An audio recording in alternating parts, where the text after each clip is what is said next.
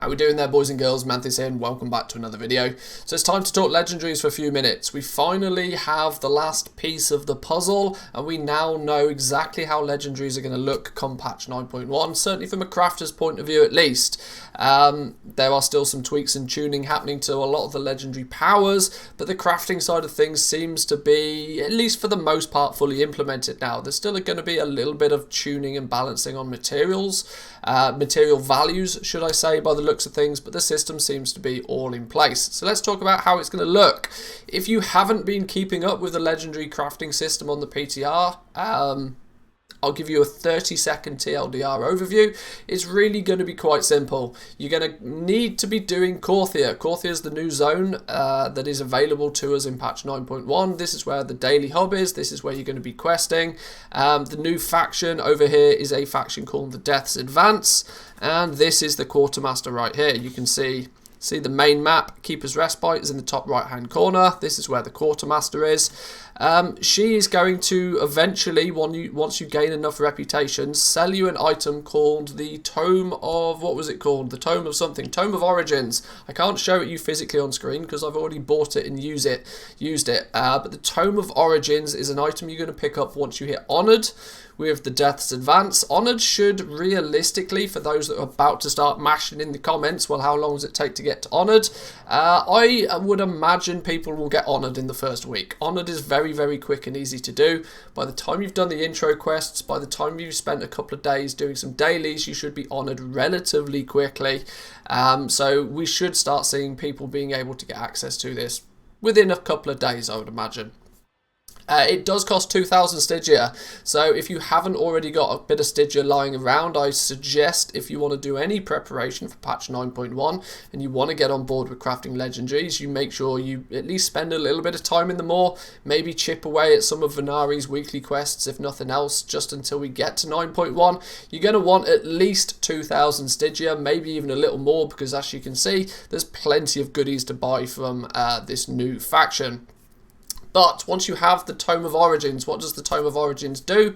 It gives you ability to make these things. These are called the Vestige of Origins. This is your crafting reagent that is going to be the key for you to unlock the rank 5 and rank 6 legendaries. Now, let's see how this works when it comes into practice with the actual profession though.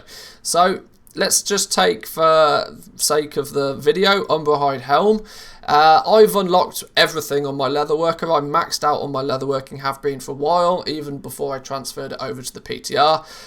Now, what you can see is regardless of which rank you select, you have this optional reagent slot.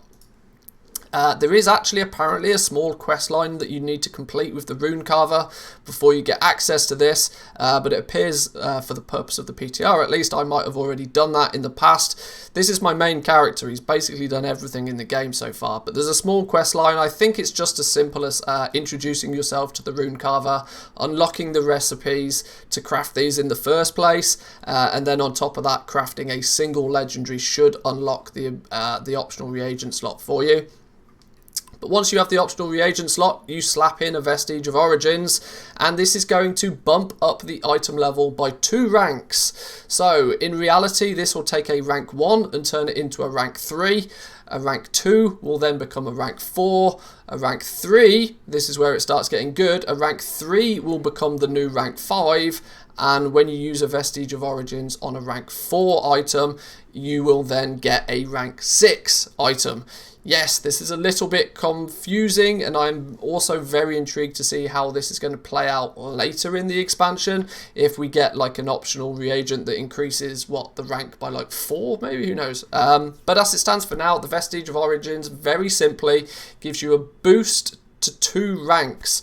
So instead of creating a 190 at rank 1, it will become a 225, and so on and so on. So the 2 new ranks are item level 249, this is the equivalent of a rank 5, and 262 for your rank 6. Now, we very quickly on stream today put our heads together and tried to work out, well, is this going to change the actual leveling path for you? If you've not got up to speed with the legendaries so far, how's this going to affect you? Because, of course, for the purpose of my main character, I don't need any I don't need any experience crafting these, so it doesn't make any difference. So what did I do? You may have noticed I've got a lot of capes kicking about in my bags. This is because we decided to do a little bit of testing. We rolled tailoring.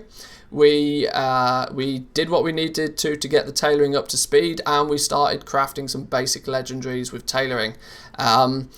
I can confirm that regardless of whether you use a Vestige of Origins or not, it does not change the amount of experience that you would normally gain. So if you're crafting a rank 1, you will still only ever get 5 experience for crafting that rank 1. Now, of course, if you don't use a Vestige of Origins, you'll get the normal default item level 190 base item. But if you choose to use a Vestige of Origins, you will get the equivalent of a rank 3 base item. But you will still only gain 5 experience. So how is this actually going to play out long term then? Well, in terms of actually leveling the legendaries in the first place, in upping the ranks that you have access to, I really don't think this is going to make any difference. It still feels 100% logical for me, at least assuming that these Vestige of Origins early game are quite expensive, to just continuously chip away like you would do normally. If we look at the Shadowlands cheat sheet real quick, this is the leatherworking one. It's still going to be sensible to craft 15 rank 1s to unlock rank 2, craft 15 rank 2s to unlock rank 3. It's only when you have unlocked rank 3 that there are really any good reasons to change how you might continue to level up. As of course, when you unlock rank 3, you have the option to craft a rank 3 with a Vestige of Origins to generate a rank 5 base item. Now, of course, it's the rank 5 and the rank 6 that are going to be in super high demand come patch 9.1. So there may be a slight tweaking into how you would go about leveling your legendaries past rank 3. But what does this mean for all of you goblins that are watching this and probably thinking to yourself, somebody subbing on YouTube, thank you, appreciate it. What does this mean to all of the goblins out there that are thinking to themselves, well, do I need to continue leveling my legendaries? The answer is unanimously yes. There is absolutely no reason to not continue leveling your legendaries right now. If you've unlocked rank 4s, great. If you've unlocked rank 3s, that's good. If you've only unlocked rank 2s so far, I suggest you do your best to craft a little bit more and make sure you've unlocked at least rank 3. If you have at least rank 3 unlocked for your legendary slots, you'll, soon as you get the reputation, of course, and get access to make these Vestige of Origins, you'll be able to make rank 5s, and that's really going to be the key to maxing out the the legendary system for you long term. At the moment, we're still a little bit unsure exactly what these Vestige of Origins are going to end up costing people. Each profession that uses them has a different crafting cost for them. So if you see tailoring here, for example, tailoring, it requires, at the moment, 1 Korthite crystal, 20 shrouded cloth, and 10 lightless silk to produce one, which, based on today's prices, is pretty reasonable, and that's not going to break the bank. But then when you look at the comparison for leatherworking, the leatherworking cost is a little bit different. It is, of course, using leatherworking items. It starts using a lot of callous hide, heavy desolate leathers, and pallid bones. And when you get to blacksmithing, it's absolutely ridiculous, because blacksmiths, for some reason, are still showing that they need 20 Korthite crystals to create just a single Vestige of Origins. Safe to say this is going to change before the game goes live. So as and when we get a bit closer to the launch of patch 9.1, I'll do a bit of an update to this video to keep you guys up to speed of exactly what you should expect. But my thought process is still the same. My thought process is that you should really be unlocking at least rank 3s on retail as it stands now. You're going to have the best opportunity to sell those early level ranks right now because they are still technically current content. When we come into patch 9.1, the rank 1s and the rank 2s are going to be considerably more difficult to sell than they already are on most realms. Even the rank 3s and the rank 4s, you may see them being a little bit cheaper than you would like them to be, as of course the rank 5 and the new rank 6 is going to be where everybody's got their focus on. So there we go, boys and girls. If you've got any other questions, I hope I've explained that in as much detail for you as I can for now. Leave some comments down below if you've got any questions that either myself or some of the fantastic people of the community will get on and answer your questions for you. But if you like this kind of video, remember to hit the like button and subscribe if you're new. But I've been Mantheus, and I'll catch you guys next time. Peace!